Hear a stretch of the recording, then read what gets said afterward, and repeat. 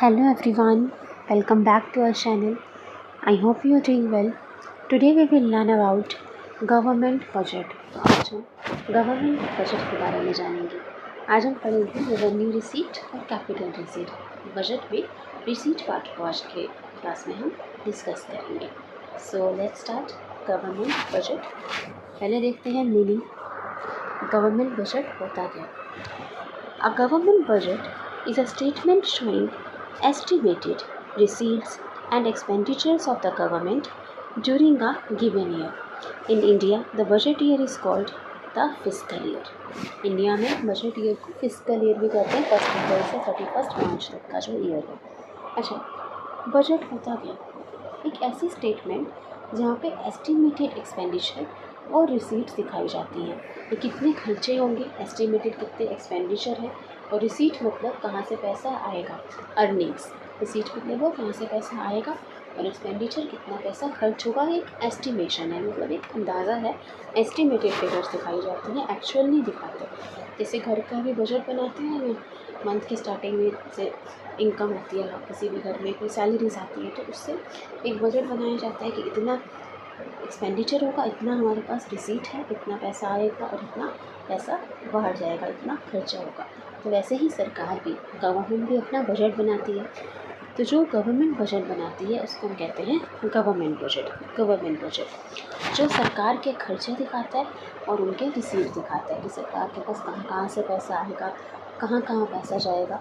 तो estimated receipts और expenditure जो दिखाता है गवर्नमेंट का, वो है गवर्नमेंट बजट। इंडिया में बजट ईयर को फिस्कल ईयर भी कहते हैं। गवर्नमेंट बजट दोबारा देख लेते हैं।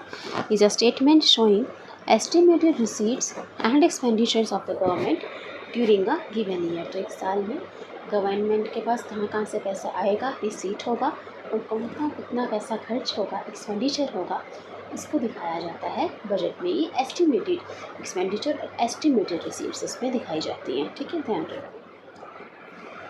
बजट, अब बजट में क्या क्या होता है? सबसे पहले अभी हमने देखा रिसीट, एक्सपेंडिचर। रिसीट बताता है कहाँ कहाँ से पैसा आएगा सरकार के पास, रिसीव होगा, अर्निंग्स। और एक्सपेंडिचर खर्चों के बारे में बताता है। रिसीट्स में आज हम रिसीट्स के बारे में पढ़ेंगे। ठीक है, रिसीट्स में गवर्नमेंट के पास कहाँ से आता है पैसा? रेवेन्यू रिसीट, कैपिटल रिसीट, दो तरह की रिसीट होती है। इनके बारे में डिटेल में पढ़ेंगे। Revenue receipt, capital receipt. Revenue receipt में दो तरह की रिसीट होती है, टैक्स रेवेन्यू और नॉन टैक्स रेवेन्यू। अब सरकार के पास खर्चे तो होंगे, तो सरकार को रोड बनाने हैं, कई हॉस्पिटल्स को मेंटेन करते हैं, स्कूल्स को मेंटेन करते हैं, जहाँ फ्री एजुकेशन दे रहे हैं, हेल्थ केयर फैसिलिटीज़ प्रोवाइड कर रहे हैं। इन सब में गवर्नमेंट का एक्सपेंडिचर तो होता है, खर्चा तो होता है, तो उनके पास कहीं से पैसा आता भी होगा, रिसीट भी होता होगा। तो रिसीट कहाँ से होता है उनको फंड्स? या तो वो लोन ले सकते हैं, कहीं से लोन ले सकते हैं, किसी फॉरेन गवर्नमेंट से, किसी फाइनेंशियल इंस्टीट्यूशन से, वो उनके लिए रिसीट हो गया। और क्या रिसीट हो सकता है? Revenue receipt. रेवेन्यू रिसीट जो day to day normal functioning में होते हैं, जो रिसीट्स, जैसे टैक्सेस, टैक्स से गवर्नमेंट को पैसा मिलता है, जो टैक्स पेमेंट करते हैं, टैक्स पेयर्स जो सिटीजन्स टैक्स पे कर रहे हैं, उससे गवर्नमेंट के पास पैसा जाता है, नॉन टैक्स रेवेन्यू। ठीक है, तो ये हो गए गवर्नमेंट के रिसीट। अभी हम इन्हें डिटेल में पढ़ेंगे। So let's move further.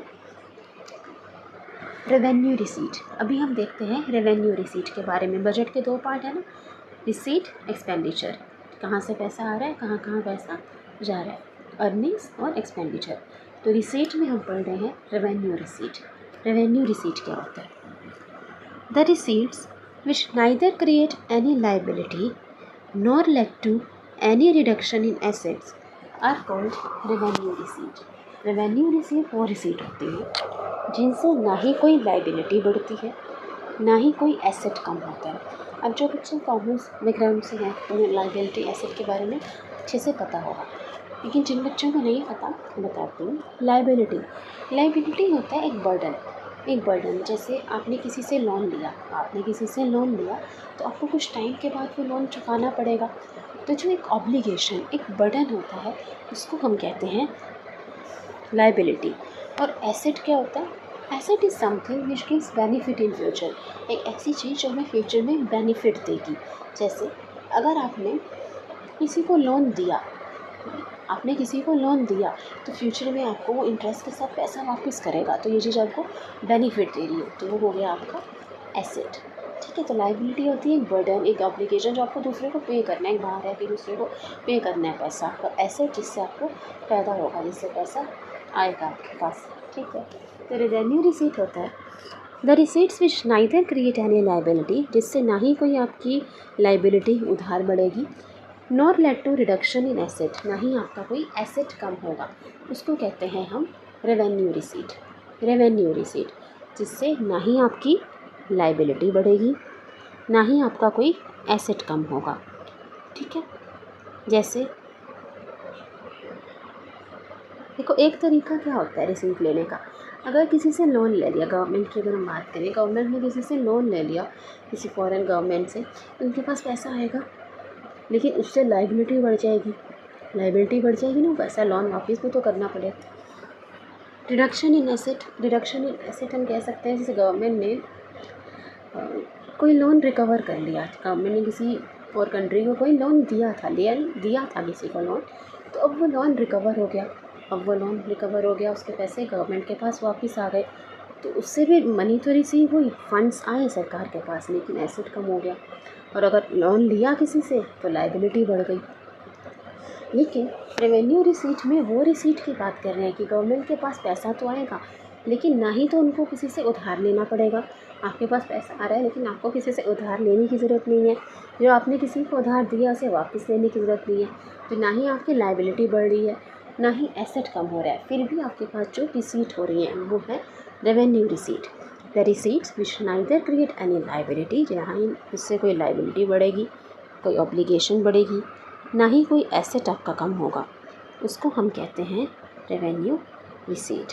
ना ही लाइबिलिटी बढ़ेगी, ना ही एसेट कम होगा, उसका क्या कहेंगे रेवेन्यू रिसीट। तो पैसा आएगा कहाँ से सरकार के पास, देखते हैं। Revenue refers to the income of the government, revenue का मतलब ही हुआ गवर्नमेंट की income. Income received from tax is called tax revenue, एक मेन सोर्स ऑफ रेवेन्यू तो है गवर्नमेंट का टैक्सेस, तो टैक्स रेवेन्यू कहते हैं जो इनकम टैक्स से आती है। Received from all other sources are called non tax revenue, tax के अलावा जो रेवेन्यू गवर्नमेंट के पास आ रहा है उसको हम कहते हैं नॉन टैक्स रेवेन्यू। ठीक है, अब हम देखते हैं पहले टैक्स रेवेन्यू रिसीव्स की बात करेंगे कि टैक्स से गवर्नमेंट के पास कैसे पैसा आता है, कितने तरह के टैक्स होते हैं, ये समझते हैं। A tax is a legal payment made to the government by the people. अब टैक्स है क्या, टैक्स है क्या, जो एक लीगल पेमेंट, लीगल एक कंपल्सरी पेमेंट है जो गवर्नमेंट को लोगों के द्वारा की जाती है, एक पर्टिकुलर इनकम पे टैक्स लगता है ना, तो उससे अगर एक टैक्स स्लैब है, टैक्स स्लैब है, उससे ऊपर जिसकी इनकम है उसको टैक्स पे करना होता है, प्रॉपर्टी पे टैक्स लगता है, तो जो एक लीगल पेमेंट है जो गवर्नमेंट को लोगों के द्वारा की जाती है उसे कहते हैं tax. Tax there are two types of taxes, दो तरह के टैक्स होते हैं, direct tax, indirect tax. Direct tax, indirect tax, तो देखते हैं ये क्या है, डायरेक्ट टैक्स क्या होता है, इनडायरेक्ट टैक्स क्या होता है। Direct tax, when the liability to pay and incidence of a tax lie on the same person, it is called a direct tax। Direct tax का मतलब हुआ जिस पे वो टैक्स लगा है, जिस पे टैक्स लगा है उसी को ही पे करना होगा, उसी को ही पे करना होगा। For example income tax, the liability to pay the tax lies on the person on whom it is levied. जैसे आपकी इनकम पे अगर टैक्स लगा है तो आप ही को पे करना होगा, कोई और तो पे नहीं कर सकता। तो डायरेक्ट टैक्सेस वो हैं जो डायरेक्टली जिस पर ये टैक्स लगते हैं उन्हीं को उसकी पेमेंट करनी होती है। जैसे इनकम टैक्स जिसकी इनकम पे लगा उसको ही पे करना होगा। द बर्डन और incidence of direct tax can not be shifted, इसका बर्डन किसी और पे शिफ्ट नहीं कर सकते। Example income tax, corporation tax हो गया, कॉरपोरेशन टैक्स जो कंपनीज़ को पे करना होता है, प्रॉपर्टी टैक्स और जिसकी प्रॉपर्टी उसी को ही पे करना होगा। तो डायरेक्ट टैक्स वो है कि जिस इंसान पे, जिस व्यक्ति पे टैक्स लगेगा उसी को ही ये कर चुकाना होगा, ठीक है, उसे ही इसका भुगतान करना होगा, इसको कोई शिफ्ट नहीं कर सकता, किसी दूसरे पे नहीं डाल सकते, जिस पे लगा है उसी को पे करना होगा। ठीक है, जैसे इनकम टैक्स अब तो 12 लाख तक नहीं होता है इनकम पे टैक्स, तो इनकम टैक्स जिसकी इनकम पे लगा है उसी को ही टैक्स पे करना होगा, तो किसी और को शिफ्ट नहीं कर सकते उसका बर्डन। प्रॉपर्टी टैक्स जिसकी प्रॉपर्टी है उसे ही पे करना होगा, ऑनर कोई कॉर्पोरेशन टैक्स कंपनीज को पे करना होता है, ठीक है। तो डायरेक्ट टैक्स वो टैक्सेस हैं जिनको आप किसी और पे शिफ्ट नहीं कर सकते। ये हम क्यों कह रहे हैं कि शिफ्ट नहीं कर सकते, देखते हैं। Indirect tax, when the liability to pay and the incidence of a tax lie on different persons, it is called an indirect tax. A tax whose incidence can be shifted is called an indirect tax. Example, goods and services tax. Indirect tax क्या होता है? Indirect tax वो tax है जिसका burden shift किया जा सकता है, मतलब जिस पर टैक्स लगा है वो आगे उसका बर्डन शिफ्ट कर सकता है। जैसे इनडायरेक्ट टैक्स को रिप्लेस करके अब जीएसटी बना दिया गया, goods and services tax, sales VAT को हटाकर गुड्स एंड सर्विसेज टैक्स बना दिया गया था 2017 में। तो गुड्स एंड सर्विसेज टैक्स एक इनडायरेक्ट टैक्स है, मतलब इसका बर्डन शिफ्ट किया जा सकता है। जैसे आप कभी मार्केट में शॉपिंग के लिए जाते हो, कुछ गुड्स और सर्विस कुछ भी खरीदते हो सामान, तो उसके बिल पे जीएसटी लिखा होता है, जीएसटी कितना परसेंट कटा वहाँ पे मेंशन होता है।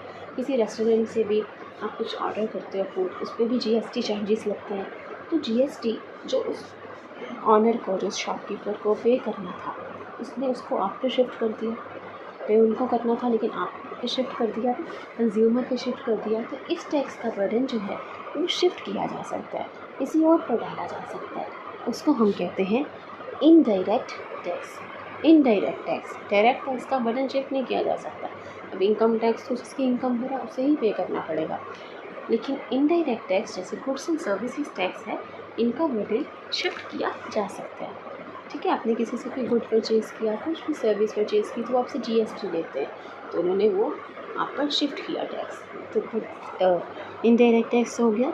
A tax whose incidence can be shifted is called an indirect tax. अब हम देखते हैं नॉन टैक्स रेवेन्यू रिसीट। हमने देख लिया रिसीट कहाँ से आती है गवर्नमेंट के पास, एक तो टैक्स रेवेन्यू, टैक्स से जो मेन सोर्स ऑफ रेवेन्यू होता है, और टैक्स से दो तरह के टैक्सेस होते हैं, direct tax, indirect tax. Direct tax इसका बर्डन शिफ्ट नहीं कर सकते, इनडायरेक्ट इसका बर्डन शिफ्ट किया जा सकता है। अब हम देखते हैं नॉन टैक्स रेवेन्यू रिसीट। अब गवर्नमेंट का क्या सिर्फ टैक्स ही वैसा होता है? नहीं, नॉन टैक्स रेवेन्यू रिसीट भी है। Income receipt from other sources other than tax is called non tax revenue. Tax के अलावा जो बाकी सोर्सेज से गवर्नमेंट को फंड्स आते हैं उसको हम कहते हैं नॉन टैक्स रेवेन्यू रिसीट्स। और यहाँ पे हम रेवेन्यू रिसीट की बात कर रहे हैं। रेवेन्यू रिसीट का क्या होते हैं? जो ना ही लायबिलिटी बढ़ाते हैं ना ही एसेट कम करेंगे, ठीक है। The main sources are interest, dividend, profit, grants. अब टैक्स के अलावा कहाँ से पैसा आता है सरकार के पास? Interest, dividend, profit, grants. देखते हैं इसको डिटेल में। Interest, it is received on the loans extended by the government. अब गवर्नमेंट ने किसी और को लोन दिया हुआ है, जैसे सेंट्रल गवर्नमेंट स्टेट गवर्नमेंट को भी लोन देती है, तो गवर्नमेंट ने जिसको लोन दिया तो उस पर गवर्नमेंट को इंटरेस्ट मिलेगा। आपने अगर किसी को लोन दिया या एक साल के लिए, तो आप उस पर इंटरेस्ट लोगे।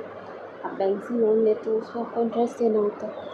तो वैसे ही गवर्नमेंट ने अगर किसी को लोन दिया तो गवर्नमेंट को उस पर इंटरेस्ट मिलेगा। तो जो इंटरेस्ट है ये एक इनकम हो गया, इसमें पैसा आ है तो ये रिसीट है, तो ये हो गया हमारा नॉन टैक्स रेवेन्यू रिसीट, ठीक है। It is received on loan extended by the government. Dividend, it is the income received on the equity shares of public enterprises held by the government। अब government public enterprises जो है उसमें government का share होता है, government का equity हिस्सा होता है सरकार का, डिविडेंड, तो उस पर उनको शेयर्स पे डिविडेंड मिलता है, इनकम मिलता है, ठीक है। तो ये हो गया एक non tax revenue receipt government के लिए।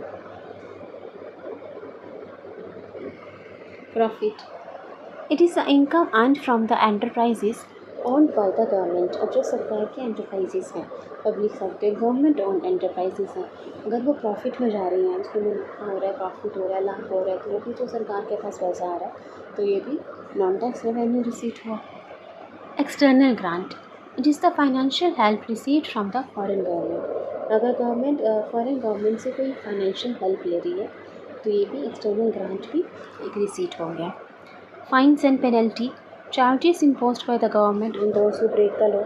और जैसे कि ट्रैफिक रूल तोड़ता है तो उस पर फ़ाइन लगता है, तो ये पैसा सरकार के पास जाता है। कोई टैक्स लेट पे करता है तो उस पर फ़ाइन लगता है, वो पैसा सरकार के पास जाता है। तो फाइन्स पेनल्टी से भी गवर्नमेंट के पास रिसीट्स होती हैं, नॉन टैक्स रेवेन्यू रिसीट। तो नॉन टैक्स रेवेन्यू रिसीट में हमने क्या देखा, interest, dividend, profit, external grant, fines and penalty.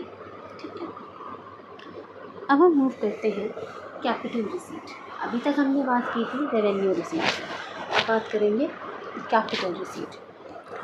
Receipts which either increase a liability or led to reduction in an asset is called a capital receipt. Revenue receipt क्या होता है, जिससे ना तो लाइबिलिटी बढ़नी चाहिए ना ही एसेट कम होना चाहिए, लेकिन वो रिसीट जिससे या तो आपकी लाइबिलिटी बढ़ेगी या फिर एसेट कम होगा, उसको हम कहते हैं capital receipt.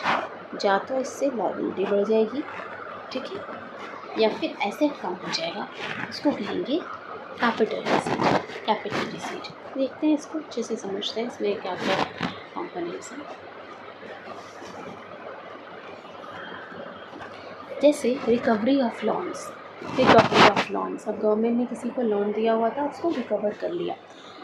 The central government grants loans to the state governments, union territory governments and other parties. अब जो सेंट्रल गवर्नमेंट केंद्रीय सरकार है, स्टेट गवर्नमेंट राज्य सरकारों को, यूनियन टेरिटरी गवर्नमेंट्स को और अदर पार्टीज़ फॉरेन गवर्नमेंट को भी लोन देती है, ठीक है, लोन देती है। Granting loans increases financial asset of the government. अगर गवर्नमेंट ने किसी को लोन दिया, आपने किसी को फिर लोन दिया, तो ये आपके लिए एसेट है, क्योंकि फ्यूचर में उससे बेनिफिट होगा ना, पैसा वापस मिल जाएगा, साथ इंटरेस्ट भी मिल जाएगा। तो गवर्नमेंट ने अगर किसी को लोन दिया तो ये गवर्नमेंट के लिए एसेट है, फाइनेंशियल एसेट बढ़ता है।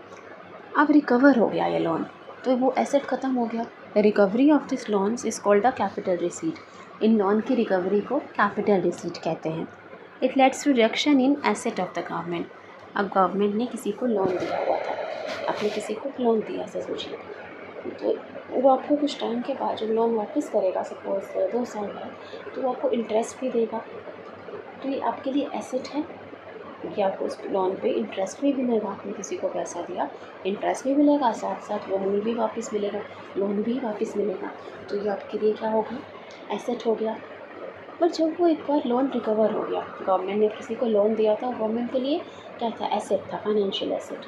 लेकिन अगर वो लोन रिकवर हो गया, किसी ने अपना लोन चुका दिया, भुगतान कर दिया, तो अब तो उसमें इंटरेस्ट नहीं मिलेगा, अब तो जो ख़त्म हो गया वो एसेट, तो इसको हम कहते हैं कैपिटल रिसीट। तो इससे पैसा तो आ रहा है, लेकिन वो एसेट जो था वो ख़त्म हो गया, सो इसलिए इसको कैपिटल रिसीट कहा जाता है। It lets to reduction in the asset. तो वो रिसीट जिससे या तो एसेट कम होता है या लाइबिलिटी बढ़ जाती है, उसको हम कैपिटल रिसीट कहते हैं। तो जब लोन रिकवर हो गया तो एसेट ख़त्म हो गया, इसलिए इसको कैपिटल रिसीट कहेंगे। नेक्स्ट देखिए, borings and other liabilities. Boring से भी पैसा आ सकता है गवर्नमेंट के पास, अगर कहीं से फंड्स बोरो करता है। And includes boring by the government borrow funds from general public, ठीक है, सेंट्रल बैंक से, रिजर्व बैंक, बैंकर बैंक हमने पढ़ा था, रिजर्व बैंक से लोन लेता है government. Financial institutions, banker to the government function पढ़ा था, banker to the government, central bank advice करता है गवर्नमेंट को, अकाउंट्स मेंटेन करता है, लोन प्रोवाइड करता है, ठीक है। तो सेंट्रल बैंक जो है लोन प्रोवाइड करता है गवर्नमेंट को, कि गवर्नमेंट लोन ले सकती है जनरल पब्लिक से, मार्केट से, सेंट्रल बैंक से, फाइनेंशियल इंस्टीट्यूशन से, फॉरेन गवर्नमेंट से, ठीक है, इनसे बैंक गवर्नमेंट लोन ले सकते हैं। Raising of funds through boring, अगर गवर्नमेंट फंड्स बोरो कर रहे हैं, उधार ले रहे हैं, it lets to increase in liability of the government. तो आप किसी से लोन लोगे तो आपकी लाइबिलिटी बढ़ेगी, ऑब्लिगेशन बढ़ जाएगी। तो जब गवर्नमेंट किसी से फ़ंड बोरो करते हैं तो उनकी लाइबिलिटी बढ़ेगी, उधार बढ़ेगी। It is a capital receipt है। देखो पैसा तो आ रहा है, अगर हम किसी से लोन ले रहे हो तो पैसा तो आ रहा है, लेकिन ये कैपिटल रिसीट है। कैपिटल रिसीट क्यों है, क्योंकि इससे लाइबिलिटी बढ़ती है।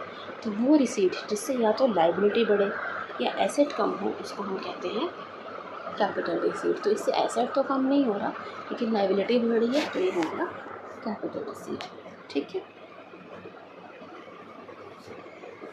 चलिए आगे देखते हैं अदर कैपिटल रिसीट। अभी हमने देखा बोरोइंग से recovery of loan, 2 capital receipt के बारे में पढ़ा। रिकवरी ऑफ लोन से एसेट कम हो जाता है, बोरिंग से लाइबिलिटी बढ़ती है। अदर कैपिटल रिसीट, इसके अलावा क्या कैपिटल रिसीट हो सकते हैं? It includes capital receipts other than recovery of loan and borrowing. तो capital receipt recovery of loan और बोरोइंग के अलावा। कैपिटल रिसीट का मतलब क्या हुआ? या तो वो लाइबिलिटी बढ़ाएगा या एसेट कम करेगा। When government raises funds by selling the equity, it is called disinvestment.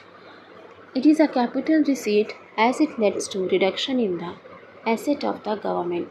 अब गवर्नमेंट का किसी पब्लिक सेक्टर एंटरप्राइज में कुछ शेयर है, एक हिस्सा होता है, एक शेयर होता है, तो अगर वो अपने शेयर बेच दें, इक्विटी बेच दें, इसको हम कहते हैं डिसइन्वेस्टमेंट। कई बार आपने सुना होगा ना प्राइवेटाइजेशन, कि गवर्नमेंट जो है प्राइवेट सेक्टर को दे देती है अपनी एंटरप्राइज, अपना जो शेयर है वो बेच देती है। तो जो डिसइन्वेस्टमेंट बोला जाता है इसे, कि गवर्नमेंट अपनी जब इक्विटी जो है वो सेल कर देती है, मेजर इक्विटी गवर्नमेंट सेल कर देती है। तो अभी आप इतना समझो कि गवर्नमेंट के किसी एंटरप्राइज में कुछ शेयर है, हिस्सा है, तो गवर्नमेंट ने उस शेयर को जब सेल कर दिया, शेयर को सेल कर दिया, तो उसको बेचने से पैसा तो आएगा, तो रिसीट तो है, लेकिन इससे एक एसेट कम हो गया। गवर्नमेंट के पास शेयर थे, जो एसेट थे वो कम हो गए, तो ये भी होता है capital receipt. When government raises funds by selling the equity shares, it is called disinvestment. It is a capital receipt as it leads to reduction in asset of the government. इससे एसेट कम होता है, इसलिए इसको capital receipt कहते हैं। ठीक है, so that's about capital receipts, revenue receipts and budget. तो बजट के बारे में हमने देखा, बजट में कैपिटल रिसीट, रेवेन्यू रिसीट्स के बारे में हमने डिटेल में समझा। उनके लाइक नेक्स्ट की क्लास में हम एक्सपेंडिचर्स के बारे में और डेफिसिट के बारे में डिटेल में डिस्कस करेंगे। So thank you everybody, please share and subscribe if you like the video, don't forget to share it. Thank you everyone.